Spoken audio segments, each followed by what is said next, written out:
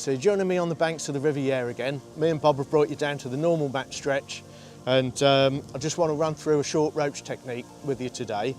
We fished down the middle for skimmers on the previous video, but today I just want to run through that busy roach method with you. So this stretch is used in all the normal Saturday matches on here, run by Andy Sutter and Great Yarmouth and Norfolk County Angling Association. Day tickets are available on the bank.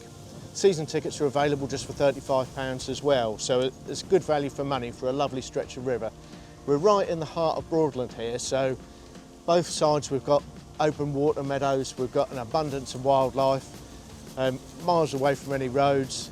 It's later in the year now, so the boat traffic's died down, so we should have a nice peaceful day. So, and catch a few fish.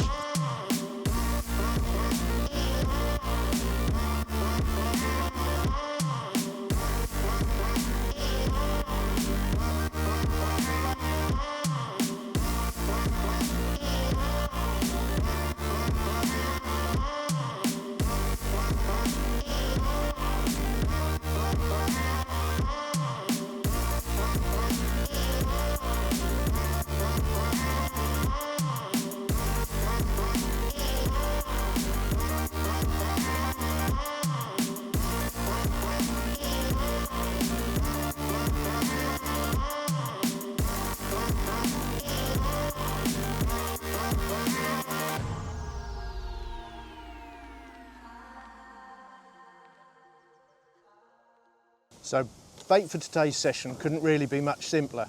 I'm using today's session as a little practice on here. There's a few things that I want to try that I've not had a chance to on this venue as yet.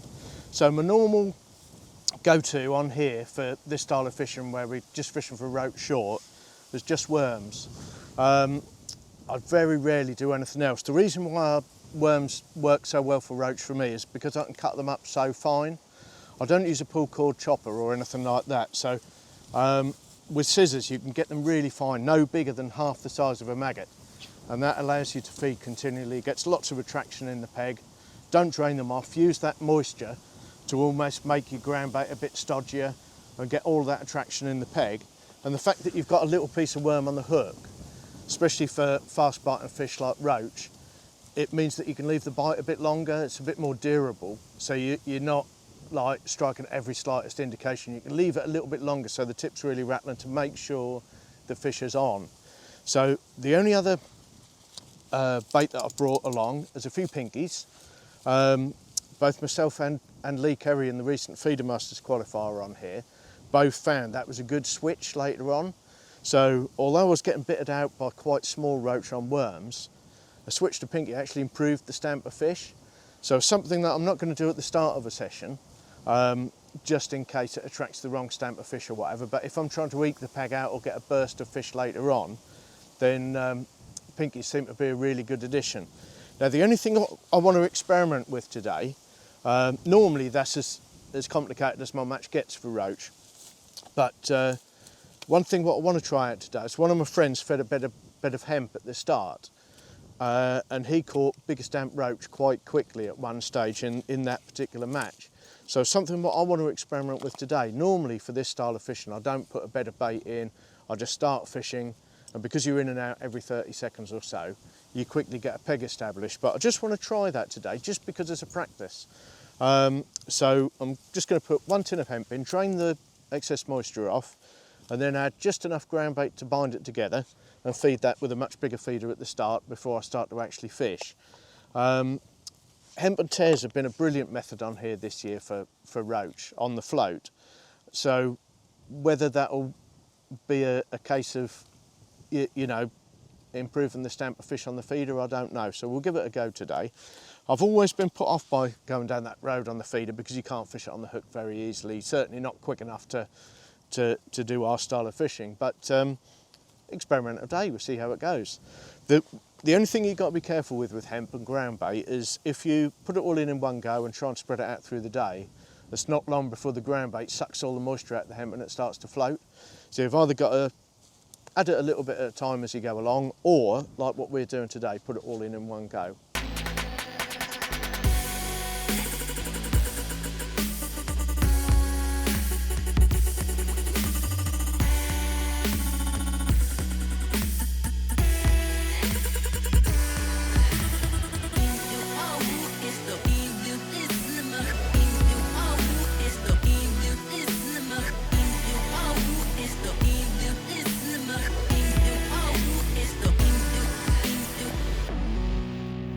we're now about to introduce our initial feed into the peg. I've had a good plumb round, and I've settled on a distance of about 14 metres.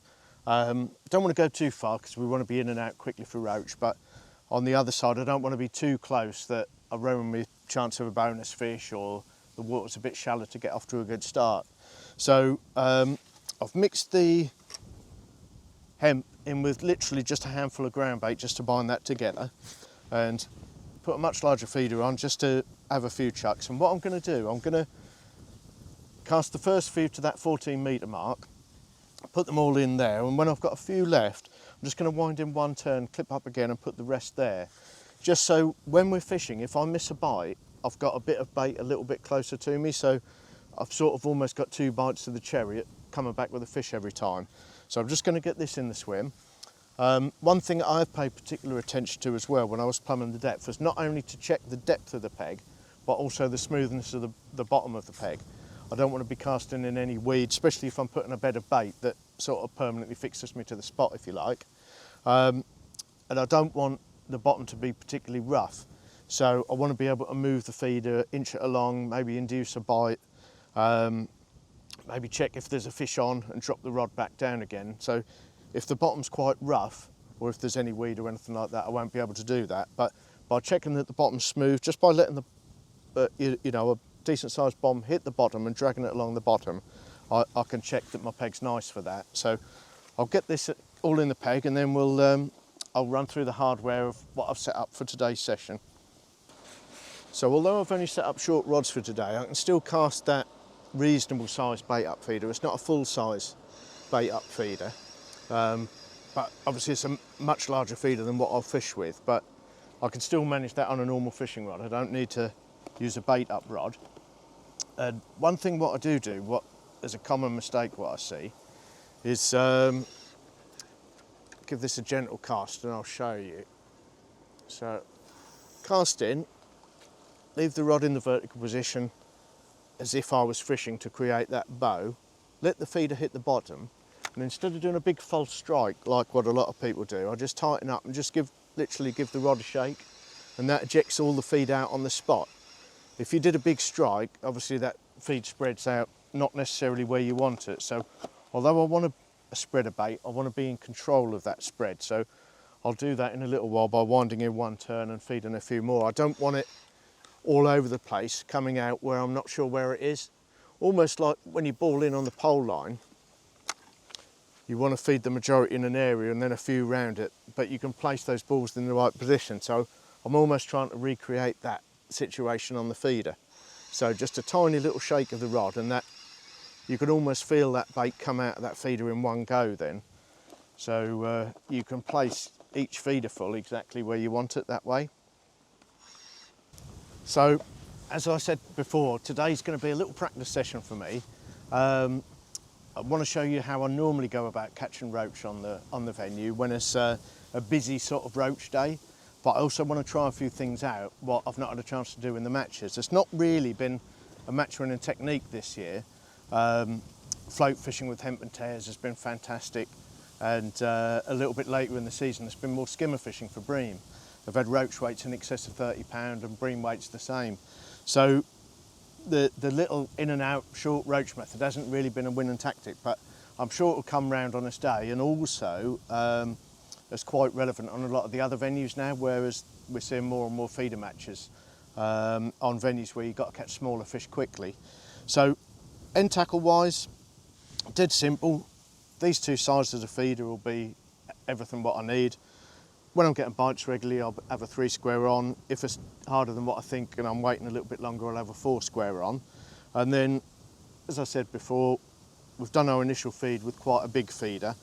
Be interested to see how it goes, because I never normally do that on here. I normally just start the fish, and regular casting gets the bites going quite quickly. But just to see if stamper fish are affected by this, be interested to see if I get bites quickly. Normally, if you put a big quantity of feed in on a feeder, you'd fish somewhere else for a little while and then go on it later on.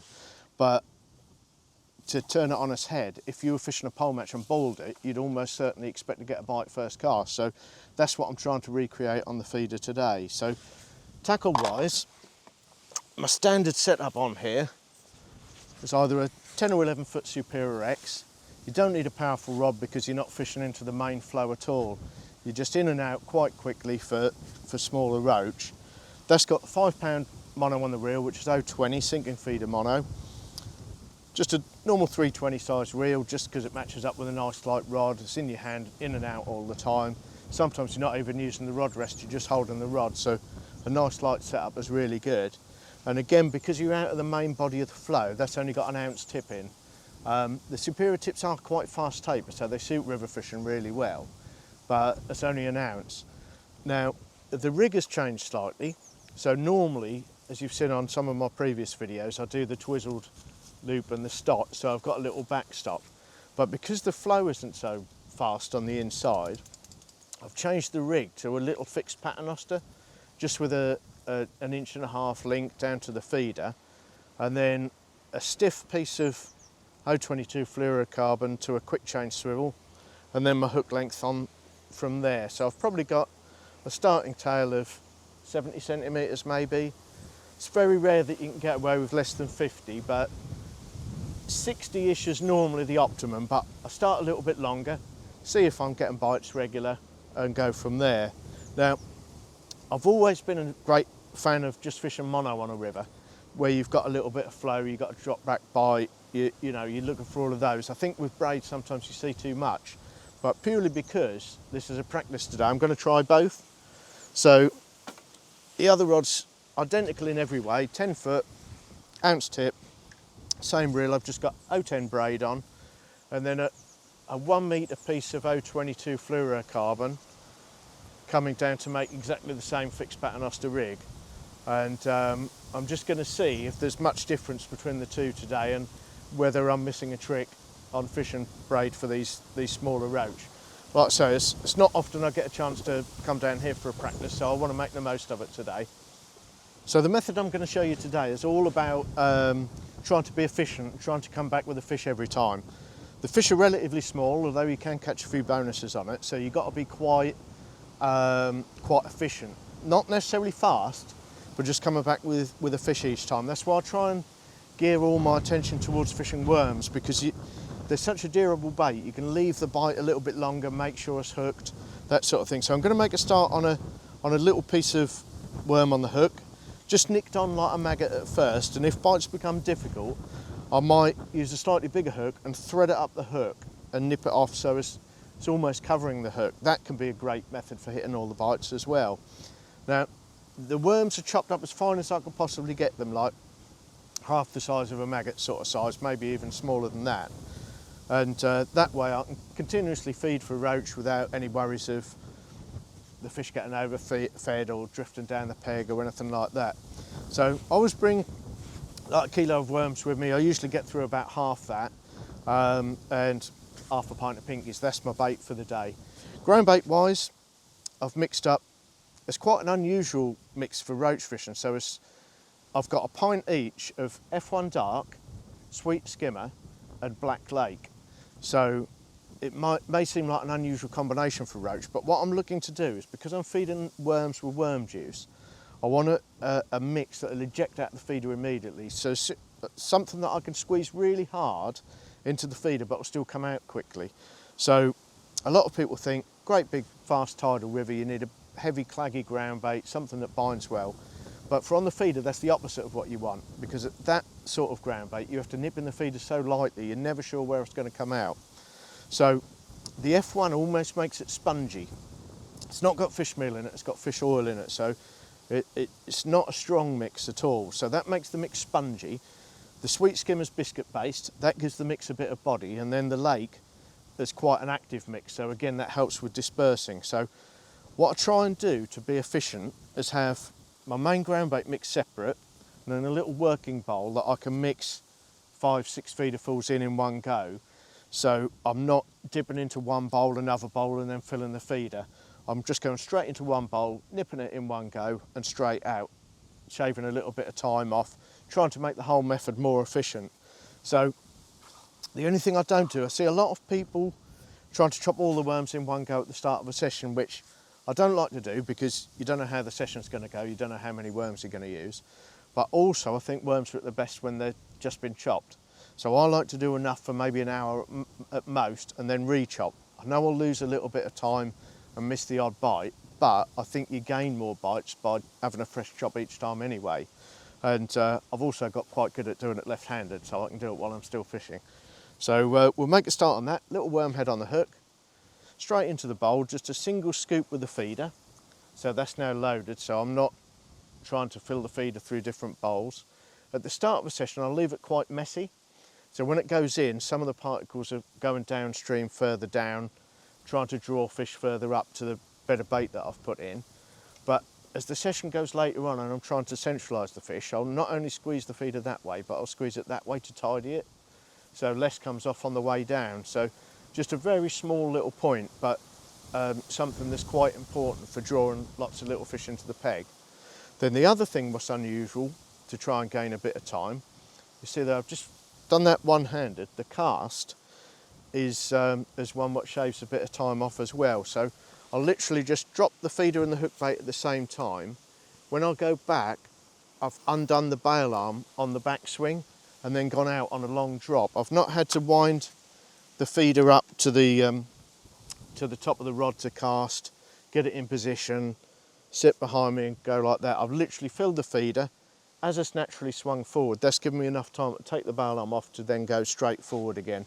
Just hit the clip above the rod rest so the feeder can hit, and then you've got a little bit of time to get a bow in your line. And there we go, we've got a bite straight away.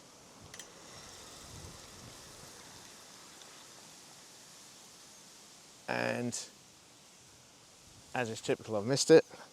So I'll just repeat that again. So fill the feeder in one go, forward, open the bail arm, back and out, and then just follow that feeder down, leave it enough room to get a little bit of bow in. Obviously you don't need as much as if you were fishing out in the main flow. You can get away with a much lighter feeder. So normally 25 grams is about right for this, but I carry them up to 35, 40 and down to 15. Depends on where you are. Normally if it's quite slack, it'll be too shallow for this method, so you need to be a little bit further out anyway. So 25's the normal sort of feeder weight that I'd use. So it's gone in. I've not had a bite on the drop or anything like that. I'm thinking already that's not quite quick enough yet, although I've got one there. So if I hadn't have had a bite at that second, I'd have come out and recast again. So nice roach. So nice 6-ounce roach. It's quite a nice stamp for this method. Get that in the net before Bob gets it. He's having another swim. So to start off with, while bites are easy to get, just hook the head of the worm on, just like a maggot, and just nip it off about, I don't know, 3/4 of the length of a maggot. So you've got like a pea-sized bit of worm on the hook. Then single feed, back and forward, almost like a pendulum. So you've dropped the feeder out to give you time to do it, and when it goes back on that long drop, when it's at its full extent, you can just go forward really gently. Like I say, we're only fishing for 14 metres today, so you're not punching the cast or anything like that. So I've had a bite straight away, so I'm fairly sure that that fish is on, but because it's got a worm on, I can leave it just that little bit longer for an extra bite and just make sure that fish is hooked.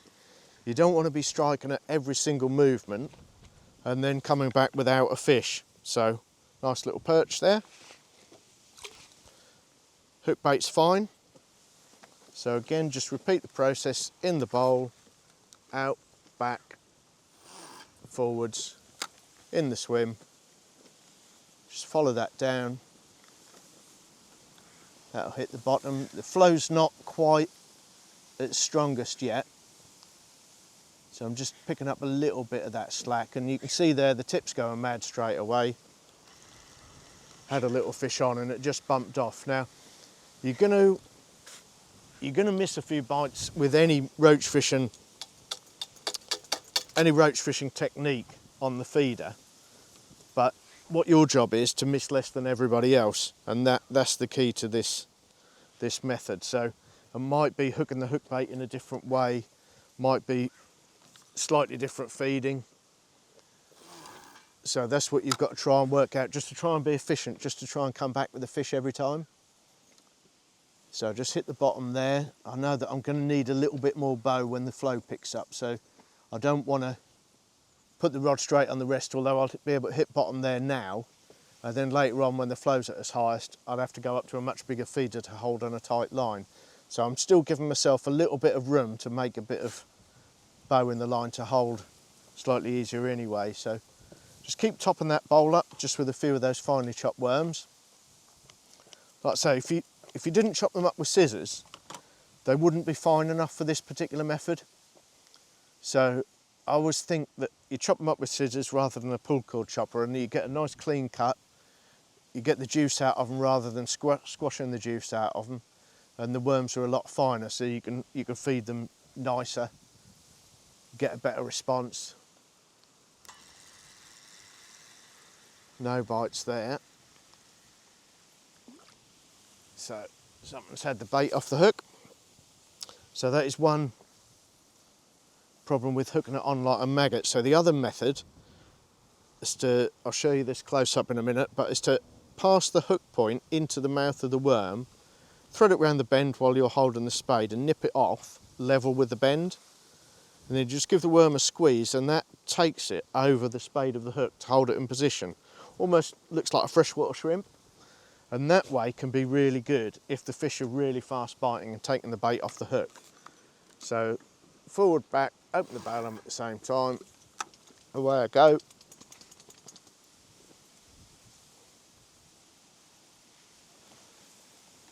So it's interesting today because we've been able to do that initial feed a little bit differently to normal. And see there, that tip's going mad straight away. Just make sure it's on.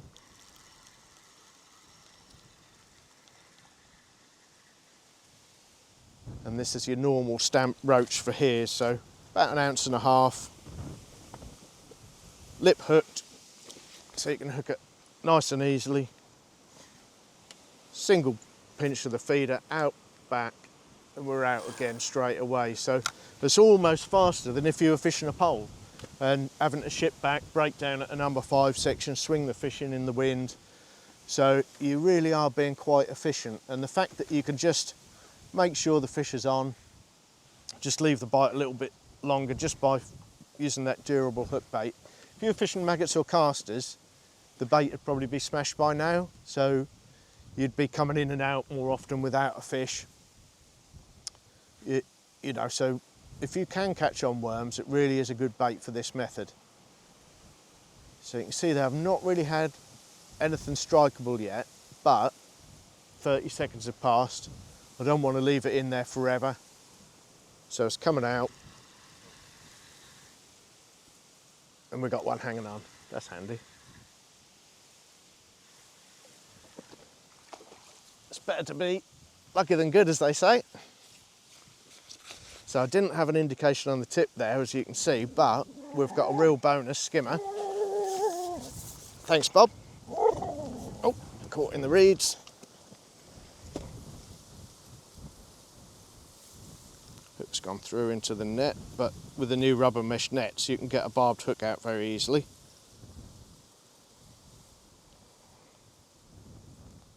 So like I say, although it's a roach method and we're fishing very close in, you can still quite often get a bonus like a skimmer.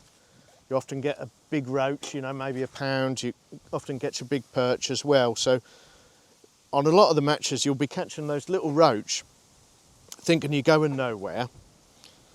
And then you just get a little flurry of better fish, bigger stamp fish or a bonus fish like that, and all of a sudden you're right up there again.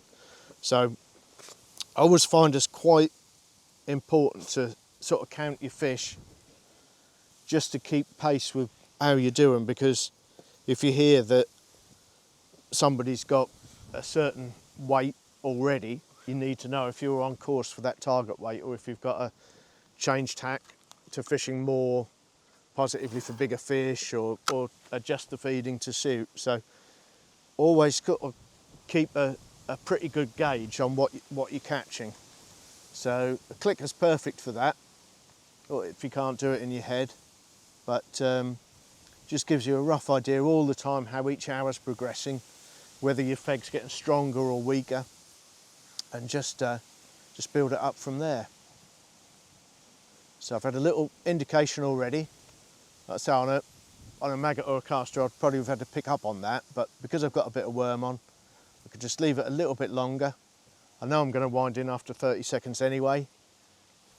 And there we go, we've got a bite. There's no fish, but it doesn't matter, we're still building the peg, we've only just started. So that was hooking the bait on like a maggot again, so I might just switch that round, hooking it on like a shrimp.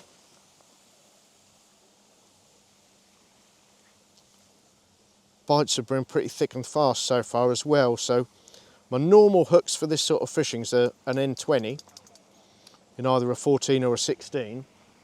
But what I've also tied up for today,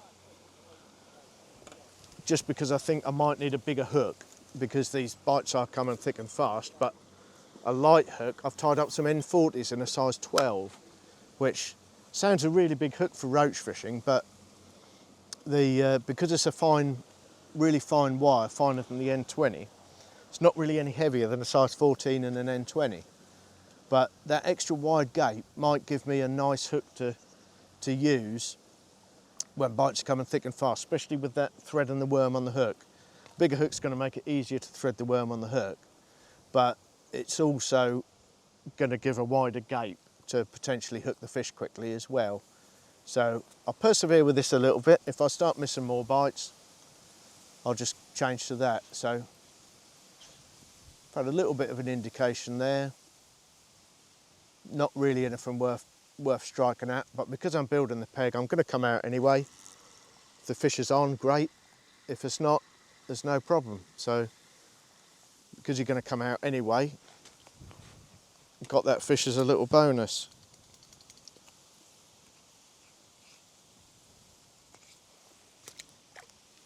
So that worm's gone round the shank, round the bend of the hook. So if you find that worm's gone round the bend of the hook, you'll miss quite a lot of bites. So I always nip it off level with the bend, and then make sure the mouth of the worm goes over that spade to hold it in position, and that stops it sliding back round the bend of the hook, so you'll miss bites. So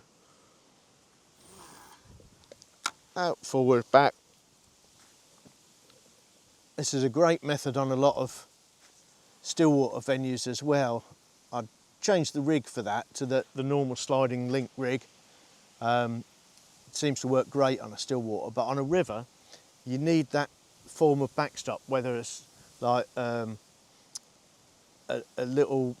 twizzle loop rig what I normally use, or in this case just a fixed paternoster, purely because in the flow that'll go downstream in the bow. As soon as the fish turns, it's straight onto the feeder and hooks herself against the feeder. Whereas a sliding link, you've got too much play there. So I've had a few indications already. Here we go, another bonus fish. So it's interesting already to see that the stamp of fish is really good after feeding that initial burst of hemp at the start. There's something that I wouldn't normally do on this sort of match. So again, the practice session has proven us worth by giving us a much good, you know, a better idea of the potential of the peg. So it's developing into a nice little session already. I'm getting regular bites. I've just upped my hook size up to a size 12 and threading the worm up like that, like a shrimp again. Whether I can get enough bites regularly or not, you're trying to strike a balance of being able to get a bite every single cast, but obviously use as heavy a kit as what you can get away with. So I started on a 16 and it was literally absolutely solid with fish. And now I've got a size 12 on. I'll just see if I can carry on catching. So we had like I say, a recent Feeder Masters qualifier on here. So there was an open match on the Saturday, and me and Lee drew 2 pegs away on this very stretch. So conditions look good for skimmers. So I fished for skimmers, he fished for roach, just to get an idea of what it was going to be like. And I ended up catching very little fishing for skimmers in what seemed perfect conditions. So that way, the following day, we knew pretty much that it was going to be an out-and-out job for roach, which was handy really, because the guy next to me did catch a big skimmer and quite a few smaller skimmers, but it would have been easy to think, oh blimey, everybody's catching a load of skimmers and change tack. But I stuck with fishing for roach and weighed half as much again as what the skimmer weights were. There was one guy, Lithuanian Alex, he qualified as well. He does really well fishing for skimmers on here. He qualified and had a net of skimmers further along, but me and Lee both fished for roach on the day and just qualified. So like I say, it's interesting to come down here and work on a few techniques for future matches on here, and also just to brush up on this technique of fishing for smaller fish quite quickly. So on some venues you're doing exactly the same as this, just underarming rather than overarm, but again all the efficiency techniques are the same. So oh, kingfisher's just gone past, brightened up the day a little bit. Like I say, we've got a real abundance of nature going on here. So the roach video's going well. I've had loads of skimmers so far, but it does show the potential of the method, and the fact that you're feeding a little blob of worm every cast is also a great way of catching that species as well. In fact, when the old pegs used to be in the other side of the pub, I had nearly 50 pound of bream in one match just on this little short method, just fishing 12 to 14 metres out. But because I was feeding a little pinch of worm every cast, ended up with a brilliant net of bream. In fact, if you could create that same feeding technique of feeding every 30 seconds across, I'm sure you'd catch them on that, but it's not feasible to do that when you're fishing that far out. So I'm just experimenting with whether I can get away with this heavier gear. I don't seem to be coming back with a fish every cast at the minute, so I'm thinking it's not quite right. I might need to scale back down a little bit to get that fluency of putting something in the net every single cast, but it's what we're here for. We're here to have a practice today, to sort of push the boundaries of the method and see where we can go with it, you know, whether bigger hooks or anything like that is good, or whether it's you know, you're being a bit of a fool trying to fish heavy kit, but you're not putting anything in the net every single cast. So, oh, snagged up that time. Still had a bite. So because I put some of that feed a little bit closer, because I've just caught the bottom there a couple of times, I'm just going to wind in one turn. We don't want anything like that to slow us down. So straight out again. I'll leave that clip on, just wind in a single full turn, re-clip up. So that's where the closer bit of the feed what I put in at the start is. So should still be able to go in there and get a bite of cast, but hopefully if there's a little bit of structure on the bottom, I can now miss it. So all the time I'm watching the tip, all the time I'm holding the rod. I'm not striking at every single jab. I want to make sure it's a continuous movement. That's what I'm looking for, something continuous to make sure that there's a fish on. But like I say, if I've not had a bite in 30 seconds, I'm going to come in anyway to recast for the next cast. So there we go. Like I say, it's another nice stamp roach. So 6 ounces there. So whether that's because we've put that bed of hemp in at the start, something that I don't normally do, that might be leading to bigger stamp fish. We're certainly not getting pestered by small roach like what we did at the earlier part of the season. So whether it's just time of year and the fish are bigger, or the feeding technique that's doing it, I don't know, but it's good to know that you can feed in that manner and still get a bite every cast without having to wait for the fish to arrive.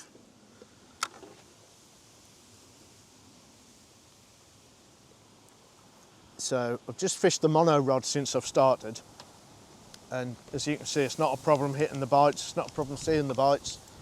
I quite like it because it slows everything down, so you're not fishing in too much of a frenzy, but I think the next move will be to try that braid rig and see if it is any sort of improvement or offers us anything different. So tip's going a bit mad in the wind there. We've got quite a strong wind from behind today, but it doesn't really matter because I'm going to come in 30 seconds anyway. So even if I've not had an indication, I'm going to pick up the rod and there's a fish on. There was just a little tiny drop back just before I picked that up, but because I'm going to come in anyway, it doesn't really matter. So he's a bit big for swinging, but another nice roach. So straight in the bowl again. Worm's perfect, hasn't shifted around the hook. Straight out again. So there we've had 2 minutes, another 12 ounces in the net. So you can see the potential of this when it's going really well.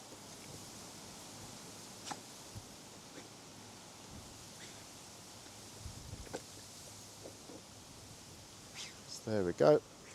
Continuous movement on the tip.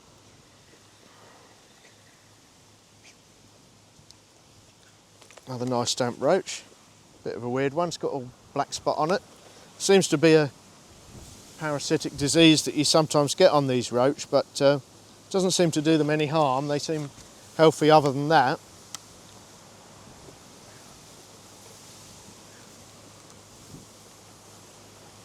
So that big long loop on the cast just saves so much time that you haven't got to wind the feeder up to the tip to get it into casting position. Just make sure you've got enough clearance behind you. With the reeds and things like that, you've got no trees or anything behind you. And that just saves so much time.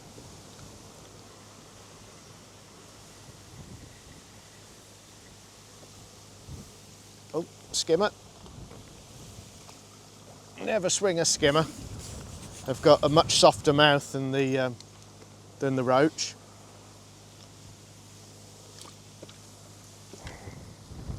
Bob's not trying to eat the fish, he's trying to play with them.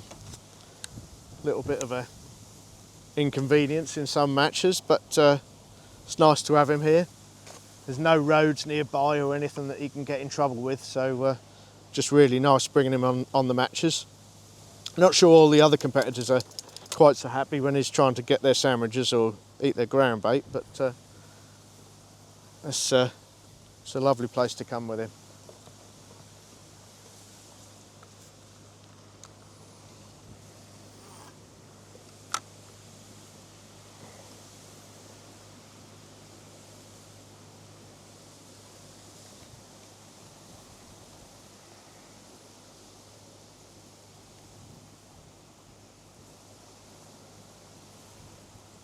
So there's a few things you can do to try and induce a bite as well. So at the minute we're not having to do any of those, so we're going in and getting a bite within the 30 seconds that we need. But if you had to induce a bite, if you just gently pick the rod, inch the feeder down the swim, oh, that one's come off. Inch the feeder down the swim, that can often get you a bite. Whether it kicks a bit of the feed up, moves the hook bait down, I don't know, but it's a great method of fish, especially on venues where you fish with a maggot feeder. It's a technique what we used on the World Champs this year, and moving the feeder along the swim worked really well to get you extra fish, because with a maggot feeder you've not got the initial burst of feed like what you have with a ground bait feeder. You've got a much steadier release of feed, and each time you move the feeder a few more maggots come out and your bait inches down your peg a little bit. So venues like the Trent, that sort of thing, then moving the feeder works really well.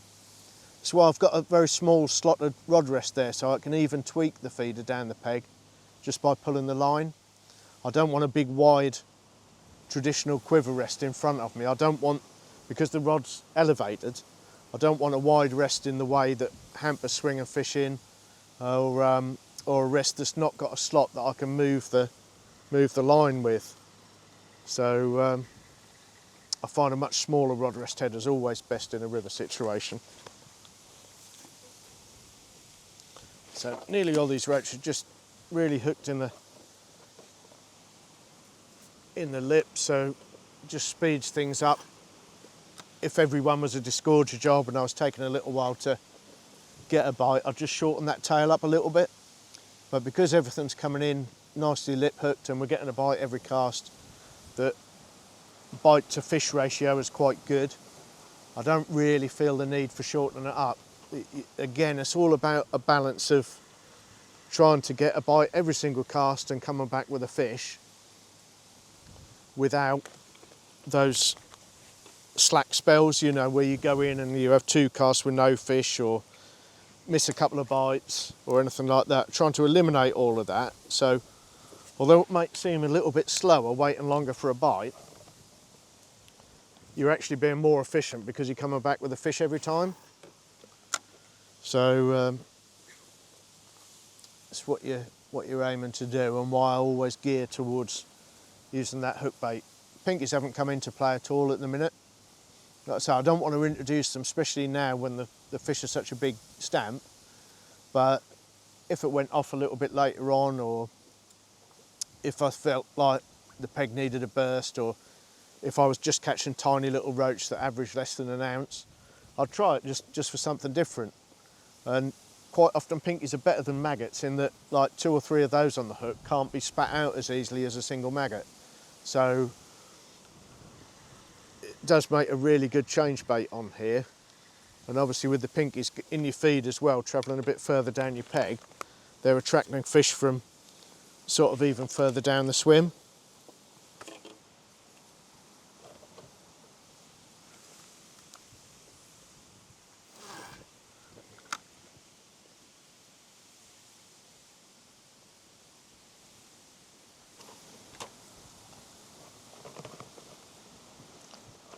So just get that bowl ready for the next few casts, just to make sure that you're not wasting any time when you come in. So the feeder's in the water, spending as much time in the water being efficient as you can. But at the minute there doesn't seem to be a lot to choose between the braid and the mono rod. The bites on the braid rod seem a lot harsher, but sort of getting used to that quite quickly. And it's not really giving us any grief. So like I say, fishing at short range, still got a nice skimmer there, and it didn't feel like it was pulling my arm off or anything like that. The only thing that we have had on a couple of them is, like, I've picked up and the fish has been on and off instantly. Maybe that's because you're just seeing it a little bit too quickly on braid, I don't know, but even so, you could still get that with mono. So at the minute, it's sort of quite a nice comparison with not a lot to choose between them, really. So certainly something to think about. It's something that you need to do on a lot of other venues that haven't got a flow. I think you need the directness of the braid for that, but where you've got a bit of flow, sometimes it is a disadvantage. But as you can see there, like every single bite looks like the fish is on, so you just got to leave it just that little fraction of a second longer just to make sure. So what about this for a fish to end the session on? Lovely bright red finned rudd. You don't very often catch many of them on this stretch, but there's a few pegs in the lilies where you can, and they're a beautiful fish to catch.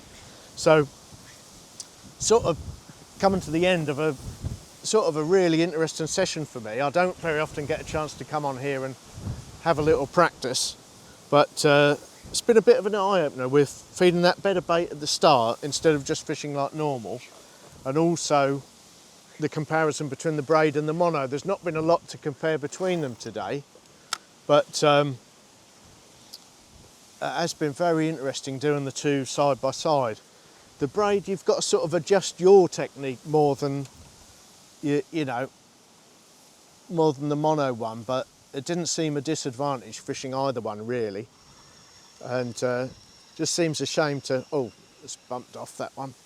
Just seems a shame to have to pack up now, but unfortunately I'm doing the school run today, so I've got to get back early and go and pick my daughter up from school. But it's been absolutely fantastic getting out here. So we've seen a real abundance of wildlife. Really is a nice Nice stretch to fish for that. We've had a fish every single cast, or bite every single cast I should say, and it really is great. It's £5 day ticket or £35 a year, so it really is fantastic fishing, and whether you like fishing the feeder or the float, it's really got something to offer. So like I say, some of the float weights in the match have been in excess of £30 lately, so it is quite a special place to come and fish for the day. So just catch one more bigger fish, and I think I'll have to get back, get the school run done, otherwise I'll never hear the end of it from my missus. So just let this hit bottom quickly in the rest. Tip's going mad already. Just leave that a couple of extra seconds, just make sure that's on. Oh, I can't finish on a little roach. I've got to carry on. But if you like what you've seen today, don't forget to like and subscribe. I've got plenty more videos coming, and hopefully we'll get out on the Norfolk Broads again and continue with this series and get a few more different venues shown. Whether you fancy having a go for the matches and want to give Andy Sutter a call, or Tony Gibbons if you're on the Thurn or the Bure, or if you're just down here on holiday for a week, it's a fantastic place to visit. What better could you have, and the wildlife and the surroundings here are second to none. So I hope you've enjoyed it, and hopefully see you on the next one.